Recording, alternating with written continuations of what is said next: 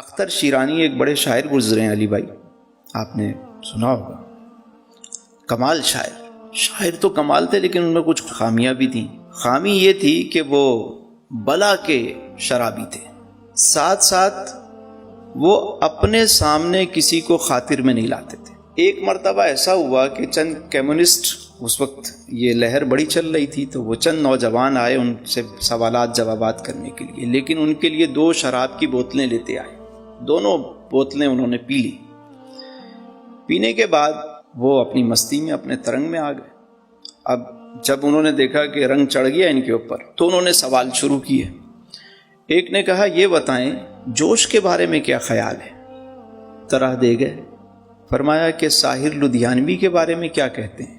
فرمانے لگے شاگرد ہے۔ ظہیر کاشمیری کے بارے میں سوال کیا تو کہنے لگے اچھا ناظم ہے۔ فراق کے بارے میں پوچھا، مسکرا دیے۔ ارسطو کے بارے میں سوال کیا تو کہنے لگے کہ میاں چھوڑو ارسطو کو، افلاطون کو، ہم سے ہماری باتیں کرو۔ اب وہ شراب کا رنگ جو ہے ان پہ چڑھ چکا تھا۔ کہنے لگے کہ آج کے دور میں ارسطو، افلاطون، سقراط، بقراط ہوتے تو وہ بھی ہماری محفل میں بیٹھ کر ہمیں سن رہے ہوتے۔ تو ایک بدبخت نے اس وقت جب دیکھا کہ یہ فل نشے میں آ گئے ہیں، تو اس نے سوال کیا کہ یہ بتائیں کہ آپ کے نبی کے بارے میں کیا خیال ہے؟ اللہ اکبر! جیسے ہی اختر شیرانی نے یہ سنا تو آنکھیں کھل گئیں، اور جو ہاتھ میں گلاس تھا وہ گلاس اٹھا کے اس کے سر پہ دے مارا۔ فرمایا بدبخت، ایک گنہگار اور روسیا سے اس حالت میں اس کے سامنے اتنا مقدس نام لیا تو نے، تو مجھ سے میرا ایمان چھیننا چاہتا ہے؟ ایک گنہگار کے پاس اس کے علاوہ ہے ہی کیا؟ میں گنہگار ہو سکتا ہوں، سیاہ کار ہو سکتا ہوں، روح سیاہ ہو سکتا ہوں، لیکن اپنے نبی کا بے وفا نہیں ہو سکتا۔ اب وہ بار بار ٹیسٹر لگاتے ہیں، چیک کرتے ہیں کتنا ان میں کرنٹ باقی ہے۔ اور پہلی دفعہ ایسا ہوا، تاریخ میں پہلی دفعہ، کہ سرکاری سطح پہ اس طرح کی کارروائی کی گئی۔ اس سے پہلے انفرادی طور پہ لوگ کرتے رہے شروع سے، لیکن یہ پہلی دفعہ ہوا ہے تاریخ میں۔ اس کی جتنی بھی مذمت کی جائے وہ کم ہے۔ یورپ کے اندر بڑی تیزی کے ساتھ اسلام پھیل رہا ہے، بڑی تیزی کے ساتھ، اور مسلمانوں کی افزائش بھی زیادہ ہے۔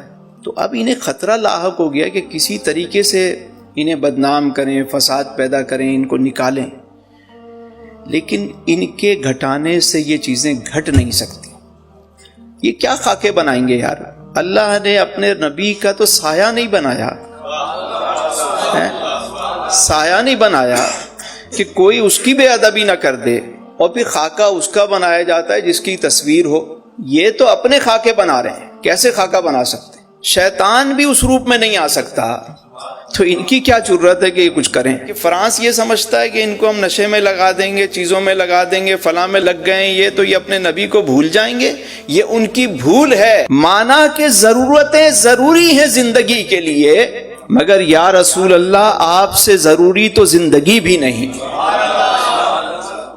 میرے تو آپ ہی سب کچھ ہیں رحمت عالم، میں جی رہا ہوں زمانے میں آپ ہی کے لیے، اور تمہاری یاد کو کیسے نہ زندگی سمجھوں۔